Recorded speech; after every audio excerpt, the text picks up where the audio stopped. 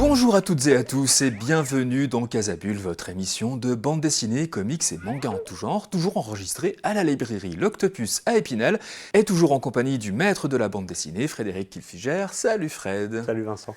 Alors Fred, très éclectique aujourd'hui, encore comme d'habitude, comme tous les mois, on commence tout de suite par La Route aux éditions d'Argo de Manu Larsenet. D'après le roman de Cormac McCarthy, sorti en 2008 aux éditions de l'Olivier, qui a déjà été adapté au cinéma avec Viggo Mortensen. Donc c'est... Oui, il y a une quinzaine d'années. Ouais. Et après le rapport de Brodeck, Manu Larsenet... refait une adaptation. Ouais. C'est toujours aussi noir, mais c'est toujours aussi beau. Ouais. La Route, c'est un pur récit d'apocalypse. On suit un père et son fils dans une Amérique dévastée par... Quel apocalypse, au final, on n'en sait rien, et c'est pas le cœur du sujet. On suit leur tentative de survie, leur relation, évidemment exceptionnelle, parce que les temps sont exceptionnels. Et il y a une alchimie entre le dessin de Larsenet et le récit de McCarthy, qui, encore une fois, c'est pas un bouquin facile, c'est un bouquin extrêmement prenant, émouvant, jusqu'à l'extrême, d'une noirceur terrifiante, et en même temps, Larsenet arrive à rendre ça beau. Le roman est déjà très beau, mais cette mise en image, loin d'amoindrir l'impact du récit, l'amplifie. Parce que Larsenet, comme il le dit lui-même, il a une part de noirceur en lui et il arrive à la magnifier. On n'a jamais vu autant de déchets être si beaux. Oui. Voilà, bizarrement. Mais là, ça tient vraiment à son dessin. On rappelle un peu le pitch. Là, ils sont dans cette Amérique dévastée. Ils sont au nord de l'Amérique. Il commence à faire froid. Ils ont quasiment plus de vivre les deux. Donc, c'est une route vers le sud, vers le soleil. Essayer de trouver un océan, peut-être essayer d'aller mieux. Ouais. Mais surtout essayer de survivre, parce que les conditions climatiques sont compliquées, de la cendre recouvre tout, il n'y a plus de nourriture, il faut trouver des conserves, y compris si elles sont plus franchement très très bonnes, et il faut surtout survivre aux autres rencontres. Et voilà, en fait c'est toute la part d'humanité à la fois qu'essayent de conserver le père et le fils, toute cette question permanente de... est-ce qu'on est les gentils ou est-ce que les autres ce sont des méchants ou est-ce qu'ils vont être gentils? Et c'est bouleversant. Ouais, c'est bouleversant. C'est bouleversant parce que justement cette relation père-fils, elle est au centre du récit. Et Larsenet ne passe pas beaucoup par les dialogues, tout comme McCarthy ne passait pas énormément par les dialogues, mais il y a tout un jeu de regard, une complicité, des attitudes tendres, malgré la dureté. Je le répète encore une fois, c'est un bouquin extrêmement dur. La dureté de l'univers, leur relation est comme un petit oasis de bonheur, malgré le chaos qui les entoure. Et c'est vraiment un bouquin qui remue profondément. J'avais lu le roman quand il était sorti, mais depuis, je suis devenu papa et waouh, la deuxième tape dans le nez, quoi. Oui, c'est ça. Ah oui, tu te prends une bonne claque. Et en plus, Larsenet, avec son choix, finalement, c'est pas un noir et blanc, c'est toute une nuance de gris différente, 14 nuances de gris, je crois qu'il a utilisé pour ça. Et il arrive à retranscrire le roman d'une façon majestueuse par son dessin. C'est assez hallucinant, justement. Le récit est aussi par le dessin, parce que comme tu le dis, il y a très peu de dialogue. Mais là, on en prend plein la vue à toutes les pages. Clairement, pour moi, c'est un des bouquins de l'année, voire de la décennie. Après, voilà, Larsenet, on savait qu'il était capable de miracles. Enfin, Blast, pour moi, ça reste un chef-d'œuvre absolu. La Route, c'est tout à fait ça aussi, quoi. C'est un livre qui remue énormément. Voilà, jetez-vous sur La Route de Manu Larsenet aux éditions d'Argo. Un album tout simplement fascinant et très réussi. Une lecture bouleversante et surtout un incroyable hommage à ce très grand écrivain McCarthy. Donc ça s'appelle La Route aux éditions d'Argo et c'est de Manu Larsenet. Alors là, on passe à complètement autre chose. Une espèce de comics aux éditions Delcourt de Kurt Busiek et Carlos Pacheco, Aerosmith. Une uchronie de la Première Guerre mondiale. Voilà, c'est ça. On est dans un univers très proche du nôtre, sauf qu'il y a de la magie, il y a des dragons, il y a des créatures magiques en tout genre. Et pour autant, la situation géopolitique de cet univers, de cette Europe alternative, est très proche de la nôtre. Donc il va y avoir une guerre mondiale qui va commencer, et les États-Unis vont envoyer un contingent d'hommes capables de voler pour servir d'éclaireur. Et on suit... Mais voler pas dans des avions, Non. voler grâce à des dragons, Voilà, en fait. c'est ça. Alors, et puis alors, ce qui est rigolo, on peut le dire, des tout petits dragons, finalement. Ils se chevauchent pas des dragons. Non, ils se non, font c'est juste porter. un petit pouvoir magique, Voilà. un petit familier. Donc on suit l'apprentissage de cet éclaireur qui fait ses classes, qui est plein d'espoir, évidemment comme tous les jeunes hommes, qui veut prouver sa valeur, qui va découvrir la camaraderie, l'esprit de corps, et qui en arrivant en Europe et en découvrant la guerre, va vite se rendre compte que c'est pas aussi joyeux que ce qu'il espérait. Même si on a un dragon sur le coin de l'épaule, ça reste la guerre, la mocheté, la dureté, les pertes de ses amis, l'obligation de suivre les ordres, y compris si les ordres sont absolument dégueulasses. Et c'est vraiment un questionnement philosophique sur la guerre, sous couvert de divertissement, parce que c'est la Première Guerre mondiale, mais il y a des dragons. Donc il y a un côté extrêmement cool, fun dans l'univers, dans ce mélange, dans ce mashup. Et puis dans le mashup. dessin qui est très coloré, très Pepsi. Le dessin est très comics. Pacheco était, malheureusement il est décédé, était un super dessinateur. Et il s'est vraiment réapproprié cette Europe du début du XXe et une esthétique guerrière avec les uniformes, tout ça, mais avec ce petit twist fantasy qui amène et puis ça se toute passe en France. Pour un comics américain, c'est aussi intéressant de voir la France dessinée par les Américains, finalement. C'est pas tant un comics de super-héros qu'une réécriture d'une histoire un peu fantasmée. Moi, l'univers me fait pas mal penser à la Brigade Chimérique ou à ce courant un peu steampunk ou radium punk, ce genre de choses. Et c'est très original, c'est très bien fait. C'est en 2 tomes. Tout va bien. Et puis, comme tu le disais, ça parle quand même du nationalisme qui conduit à la guerre. Sous cet apport fun, sous cette couverture fun, il y a quand même des questionnements... d'une jeunesse sacrifiée Exactement. par ça. Donc, vraiment, à lire ce comics qui est justement en 2 tomes, donc les 2 tomes sont sortis, illustré vraiment de belle manière par Carlos Pacheco, et c'est de Kurt Busiek, ça s'appelle Arrowsmith, et c'est aux éditions Delcourt. Alors on passe là à du western dont tu voulais nous parler, aux éditions Glénat Comics Bureau, Colt & Cole de Vincent Brujas et Mr. Fab. Quand l'argent fait la loi, la vengeance prend le pas sur la justice. Alors c'est pas un western comme les autres. Voilà, c'est ça que je trouve intéressant dans ce bouquin, parce que oui, on est aux États-Unis, au 19e siècle, il y a un shérif, mais c'est pas du western. C'est plus un récit social. Je m'explique. On est dans une petite bourgade dont la survie dépend de la prospérité de la mine de charbon à proximité. Et il va y avoir une grève des mineurs, d'origine souvent étrangère. C'est des Tchèques qui viennent, qui sont appelés pour aller bosser dans cette mine. Et forcément, il y a des morts accidentelles tout le temps, parce que c'est l'époque. Et le shérif sert à garder les hommes sur le rang. Ils n'ont rien à dire, c'est des esclaves modernes, tout bêtement. Et ça va partir méchamment en cacahuète. Il va y avoir des meurtres.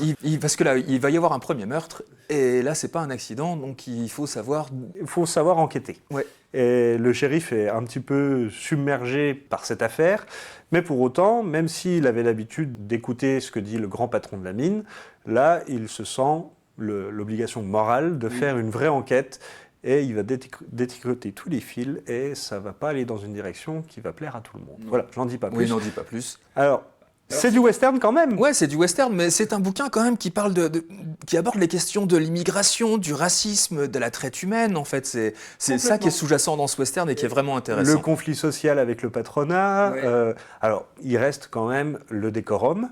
On a quand même des grands espaces, on a quand même des chevaux, on a tout ce qu'il faut au niveau iconographie du western, mais c'est plus pernicieux au niveau récit, tout bêtement. Il y a un mélange de polar, il y a un mélange de chronique sociale, de misère humaine, et c'est ce mélange des genres que je trouve vraiment très intéressant. Et Brujas, un petit peu comme dans La République du Crâne, il apporte une dose de politique dans des récits de genre qu'habituellement on prend pour du pur divertissement. Et là, il y a du divertissement, on a la résolution de l'enquête, on sait qui a fait le coup, et en même temps, on s'est dit, ok, voilà, ça y est, il y a une petite dose de politique qui apparaît dans cette BD, c'est très bien fait. C'est très bien fait. Et Mr. Fab, le dessin... c'est ce que j'allais te dire, le dessin de Mr. Fab grandiose, avec sa palette de couleurs, là, le voyage est vraiment authentique à l'intérieur de... Une palette assez orangée, brune, pour rappeler la mine, tout bêtement. et un dessin à l'ancienne. Moi, j'ai trouvé un côté fumetti, les westerns italiens des années 60-70, beaucoup de contrastes dans le noir et blanc, des petits traits. C'est vraiment un beau boulot. En plus, one shot, donc que demande le peuple? C'est ça. Donc, on vous conseille du coup ce Colt & Cole aux éditions Glénat Comics Bureau de Brujas et de Mr. Fab. Alors, on passe complètement à autre chose maintenant. Fred, tu voulais nous parler de La cuisine des ogres, 3 fois morte aux éditions Rue de Sèvres de Fabien Wellman et de Jean-Baptiste Andrae. Alors, voilà quelque chose d'intéressant. Ouais. Et qui est un petit peu hors norme. Parce que c'est un conte, mais c'est un conte absolument pas pour les enfants. Non, ah oui, alors ça vraiment pas pour les enfants. On pourrait le croire au dessin un petit peu comme ça à la couverture. Surtout pas pour les enfants. Surtout pas pour les enfants. On suit le destin d'une jeune orpheline. Ça se passe dans des Alpes mythiques, mythologiques. On va dire 16e, 17e, 18e, on ne sait pas trop. Elle est orpheline, elle essaie de survivre tant bien que mal dans une bande de gamins des rues. Et arrive cette étrange créature qui attire les enfants avec un panier de vivres, les attrape tous, les met dans son sac. En fait, cette créature, ce grince-matin, va les amener à la cuisine des ogres, qui est en gros une espèce d'hôtel pour géants, pour tous les ogres, pour tous les monstres de la mythologie, y compris de la mythologie grecque, qui se passe à la Dent du Chat. C'est une montagne du massif des Alpes, mais il y a une porte secrète pour cet univers magique. Et cette gamine, elle est destinée à être servie comme plat pour les ogres. C'est ça. Elle va passer par le hachoir, elle va passer par la cuisson, et pour autant, elle va survivre. Elle aurait dû être 3 fois morte, mais elle arrive à survivre. Et donc c'est le récit de ses aventures dans cet univers baroque incroyable qu'on suit dans cet album. Et alors ce qui est vachement intéressant, c'est qu'on a une histoire complète, mais l'univers est tellement riche que les auteurs ont déjà prévu 2 autres titres dans le même univers, mais avec d'autres personnages. Et j'espère bien qu'on va redécouvrir 2-3 trucs sur le futur de Triple Mort. Et puis c'est écrit comme un conte, vraiment, il y a Complètement. tout le lexical du conte, et puis il y a un petit côté Jack et le haricot magique, ou encore des inspirations du Petit Poucet qui ne sont pas cachées en plus dans ce bouquin-là. Clairement, c'est un conte. Il y a notamment dans les dialogues, c'est extrêmement empoulé, recherché, tout le monde s'exprime avec des tournures de phrases un peu désuètes, et il y a une morale à la fin. Et franchement, c'est très très bien. Mais pas pour les enfants. Non, pas pour les enfants. Et puis alors le dessin, juste magnifique. Voilà, Andrae qui met en scène par exemple le lac Vaisselle. Moi, ça m'a beaucoup fait rire. Il y a des petites choses comme ça et qui... Je trouve que ces illustrations s'inspirent quand même un peu de Gustave Doré, d'Arthur Rackham ou même d'Edmund Dulac. Voilà, il y a un côté très rétro dans cet univers et en même temps la narration est extrêmement moderne. Il y a une multitude de détails dans chaque case et pour autant la lisibilité de chaque planche n'est pas altérée. Donc vraiment un album à lire et relire et à redécouvrir de nombreuses fois et c'est vraiment un univers original, même si... C'est un mélange, un patchwork de toutes les influences des contes traditionnels européens, et en même temps, c'est autre chose. Et en même temps, c'est trash. Et en même temps, c'est très trash. Mais les contes, à la base, de toute façon, sont très trash. Ouais, c'est revenir à l'utilisation originelle du conte, en fait. Mettre en garde, prévenir les enfants et les adultes que les croque-mitaines existent sous plusieurs manières. Et c'est d'ailleurs aussi tout le propos de cet album. Et c'est vraiment une lecture atypique, originale. Moi, encore une fois, j'aime bien quand je suis surpris. Et là, j'ai été servi. Bon, c'est parfait. C'est en gros même une parabole du monde moderne. L'ogre est un ogre pour l'homme, on pourrait dire. Donc ça s'appelle La cuisine des ogres, 3 fois morte aux éditions Rue de Sèvres, de Wellman et de Jean-Baptiste Andrae. On poursuit avec alors un autre Wellman, avec Roger, cette fois-ci aux éditions d'Argo. Tu voulais nous présenter Le Dieu Fauve. Alors une bande dessinée qu'on peut résumer sur Derrière les barreaux, un cri sourd. Mais ce Dieu Fauve, c'est un singe. Ce Dieu Fauve, ça se passe dans un univers qu'on ne connaît pas, qui a une légère inspiration africaine, on va dire ça comme ça. On pourrait presque même dire que c'est un conte africain moderne. Et ce Dieu Fauve, donc c'est un singe qui vit en troupeau et qui est capturé par une famille de nobles en exil dans cet univers, qui va le dresser, le contraindre, le réduire en esclavage pour en faire un dieu fauve, une espèce de guerrier pas humain, donc un singe dressé pour être violent, massacrer les ennemis, une arme simiesque. Voilà. Ce qui est vachement intéressant dans la structure de ce récit, c'est qu'il est découpé en 4 chapitres, Ouais. et chaque chapitre a son propre narrateur. Et ben, la différence de ton dans chaque chapitre éclaire le chapitre précédent d'une autre manière. C'est un album qui est quand même assez exigeant parce Oui. que il y a beaucoup d'informations qui sont passées à travers le texte et beaucoup de personnages introduits, beaucoup de non-dits. Voilà, il faut avoir une lecture assez attentive pour en sortir tout le sel, je trouve.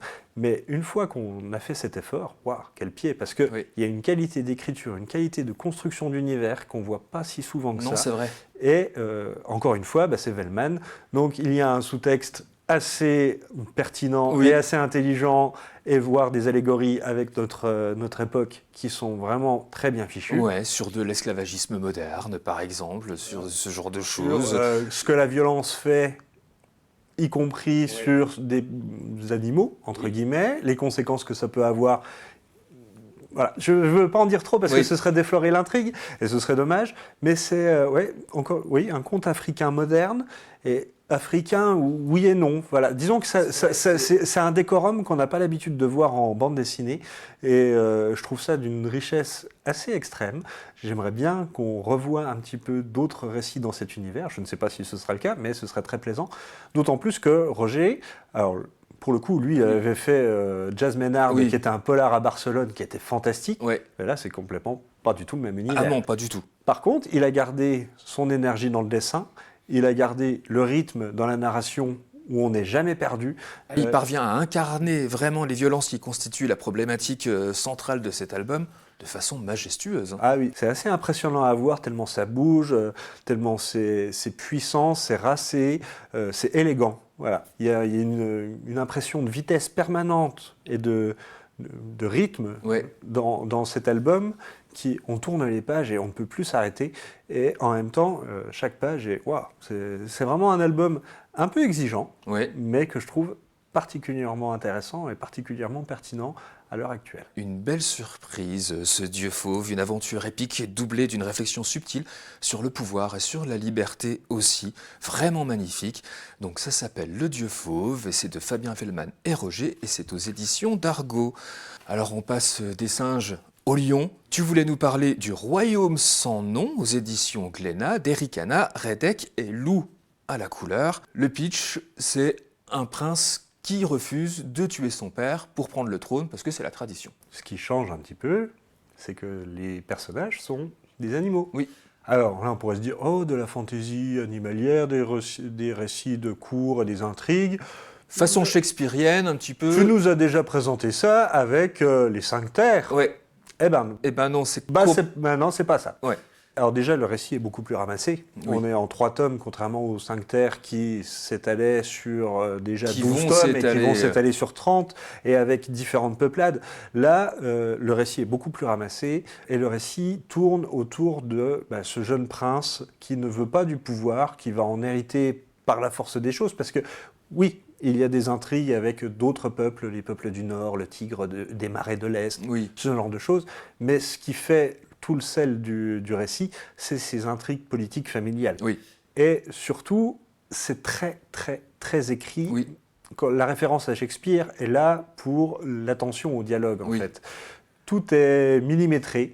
Il y a une qualité de scénarisation que je trouve assez exceptionnelle. D'emploi des beaux mots de la langue française, de l'allégorie comme ça de la langue qui est très très belle. Ouais. Voilà, c'est vraiment, et ça n'oublie pas d'être drôle en plus, parce qu'il y a toujours un petit décalage par moment, et ça reste un drame shakespearien, c'est un drame, avec quelques petites parades d'humour comme ça de temps en temps, mais c'est un drame, c'est une allégorie de la politique actuelle, encore une fois, c'est des personnages hauts en couleur, mais avec une part d'ombre, et des personnages qui n'ont pas de nom d'ailleurs. Très souvent. Voilà. Mais le royaume sans nom, voilà. C'est ça. Il y a vraiment un côté...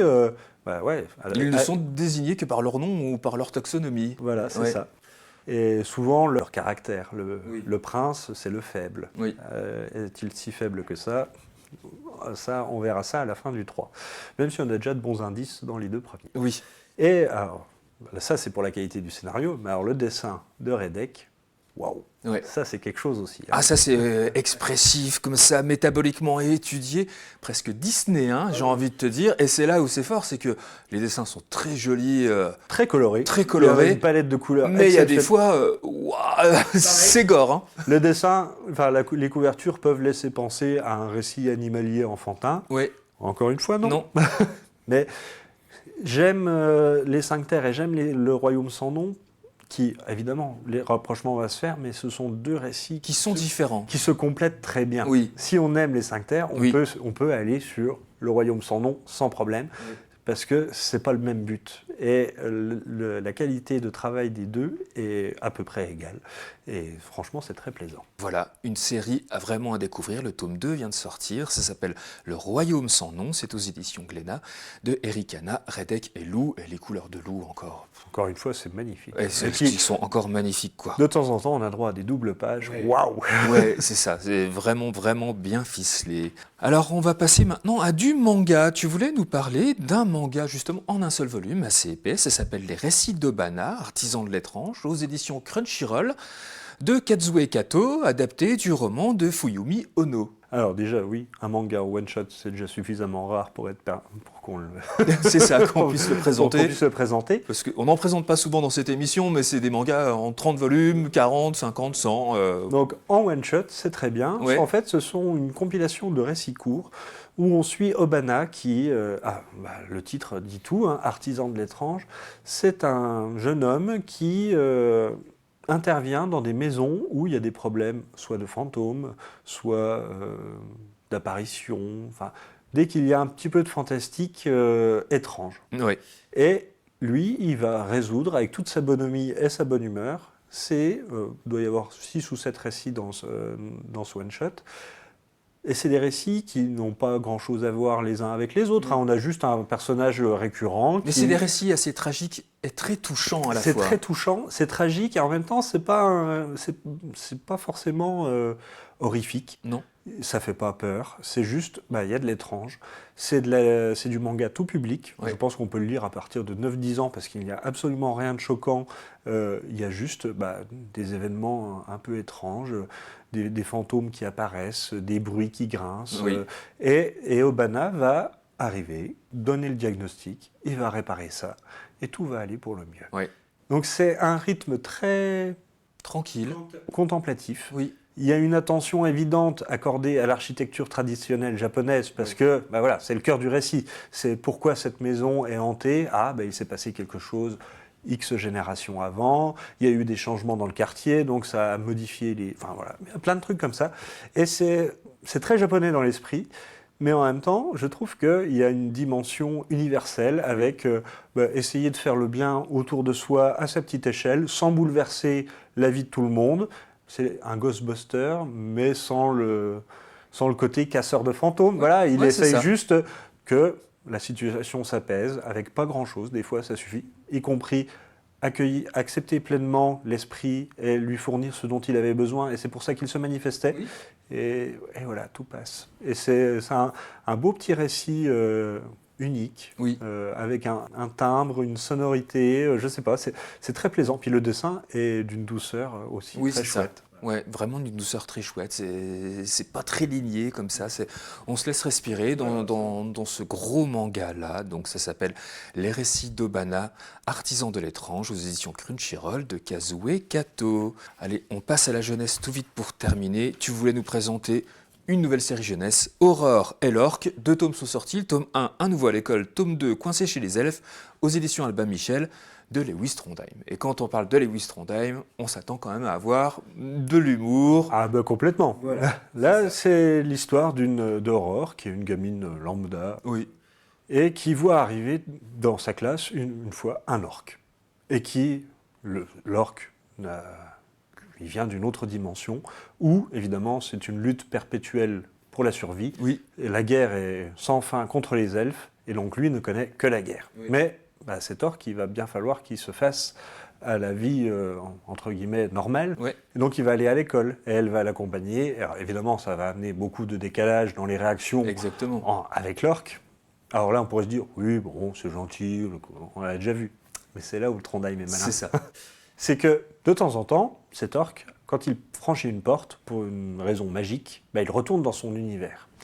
Et Aurore ne le voit plus pendant un certain temps, il revient, il est blessé. Et une fois, elle franchit une porte en même temps que l'orque et elle se retrouve dans l'univers de l'orque. Voilà. Et là, ça, c'est dans le tome 2. Voilà. Et là, ça redémarre un autre truc. Et en fait, c'est ça, pour moi, le génie de Trondheim. C'est qu'il part d'une situation initiale. Je pense qu'il improvise quelques gags au fur et à mesure comme ça. Et en écrivant et en dessinant ces petites scènes, parce que c'est vraiment une planche, un gag. Oui, c'est Mais ça. au fur et à mesure, il construit un fil rouge, il introduit des règles, il s'enquiquine à les respecter et puis il voit où ça mène. Et je pense qu'il improvise beaucoup dans ce récit et en même temps, c'est très improvisé. Donc c'est très marrant parce qu'on ne s'attend jamais à se dire « ouais, on sait où ça va finir ». Ben non, parce que il y a ce côté... Il nous surprend tout le temps. Il nous surprend tout le temps. Et moi, ça me fait crever de rire. Ah oui, c'était très drôle. C'est très drôle. C'est de la série jeunesse. En fait, Albin essaye de faire une collection de séries jeunesse, mais un peu méchante. Oui. Avec le côté... gros gag, un peu vulgaire, un peu violent, oui. Qui plaît énormément aux enfants. Oui, évidemment. Et qui plaît aussi aux adultes parce que... Parce que c'est drôle. Parce que c'est drôle, voilà, c'est drôle d'être méchant. Parce que ça peut être gore, parce que c'est de l'humour noir, très noir. Par moment. Par moment, c'est beaucoup plus tendre, c'est beaucoup plus mignon. C'est « oh, elle est mignonne, oh, l'orque est mignon ». Avec un petit dessin à la Lewis Trondheim qu'on connaît bien. Et ça va faire 5 tomes. J'ai très hâte de lire les suivants parce que je sens que je vais encore être surpris. Et c'est une très bonne série. Ouais, donc ça s'appelle Aurore et l'orque, une série qui vient de commencer avec 2 tomes déjà aux éditions Albin Michel de Lewis Trondheim. Il faut absolument vous commencer cette série. C'est vraiment très drôle. Moi, ça m'a éclaté à toutes les pages. Et puis juste pour finir tout vite, on voulait vous parler de Lightfall, tome 3. Ça, c'est dans les petites suites Le Temps des Ténèbres aux éditions Gallimard de Tim Probert. Cette magnifique bande dessinée qui est la première bande dessinée de Tim Probert. Coup d'essai, coup de maître. Ouais. Voilà. De l'aventure, un univers magique, une petite fille qui veut retrouver à tout prix son grand-père qui est un cochon, son grand-père adoptif, et qui va tomber sur cette immense créature à l'esprit un peu bonhomme, qui lui dit « oh, tiens, viens, moi j'ai rien de mieux à faire, je vais t'aider ». Et ça va être la découverte d'un univers assez incroyable. Il y a un côté Miyazaki, je trouve, dans les dessins, dans l'univers, avec beaucoup de poésie et en même temps beaucoup d'humour. Enfin, c'est vraiment réjouissant. Ouais, c'est vraiment une très belle bande dessinée. On vous en avait déjà parlé, mais là, le tome 3 sort le 24 avril et il fallait absolument se jeter dessus. C'est aux éditions Gallimard, ça s'appelle Lightfall et le tome 3 s'appelle Le Temps des Ténèbres. Voilà, jetez-vous-y, parce que même pour les gamins qui veulent commencer les romans ou des choses comme ça, vu que c'est un vrai pavé en forme de roman, ça fait 250 pages, c'est une bonne initiation à la lecture aussi de lire ça, c'est vraiment super. Allez-y vraiment. Merci beaucoup Fred encore pour toutes ces présentations de bande dessinée. Merci à vous de nous avoir suivis. Je vous rappelle que cette émission est toujours disponible en podcast sur les sites de Vosges Télévisions à la rubrique Culture et que vous pouvez retrouver toutes ces chroniques de façon indépendante sur notre chaîne Petit Casabule, notre chaîne YouTube Petit Casabule. Il est maintenant temps d'éteindre de votre télévision et d'ouvrir de la bande dessinée. Merci beaucoup Fred. Au mois prochain. À bientôt. Salut à tous.